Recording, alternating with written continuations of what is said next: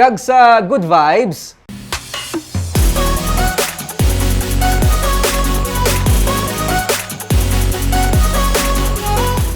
sa Valladolid, agaw atensyon ng mga pulis ang weekend.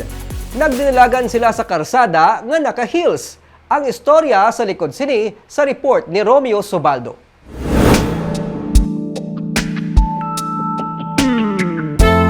Naka-shorts, kag, naka-heels.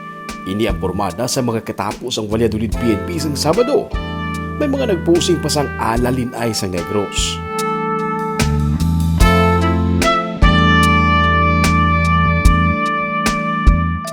Pero, ang matutuon nga rason, nakigbangin sila sa Stiletto Run 2023 sa lokal kapanguluan sa Valladolid bilang kabayan sa Women's Month celebration.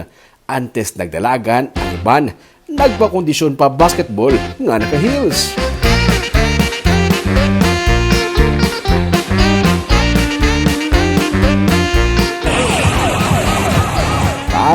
Nagdinalagan sa karsada ang mga pulis nga nakahilos ko punban ang mga bumbero kay nagkalain-lain ng mga departamento sa Banwa.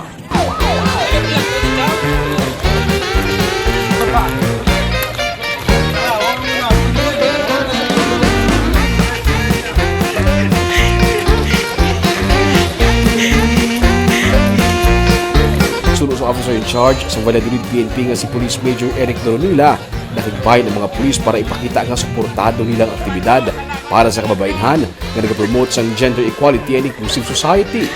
Tinutuyo sa Stiletto Run nga i-inspire ang mga kababainhan nga i-empower ilang mga kaumilingon kag mangin leader man sa susyudad kag ang mga kalakin-an naman nga mapakita ang literal na suporta sa kababainhan.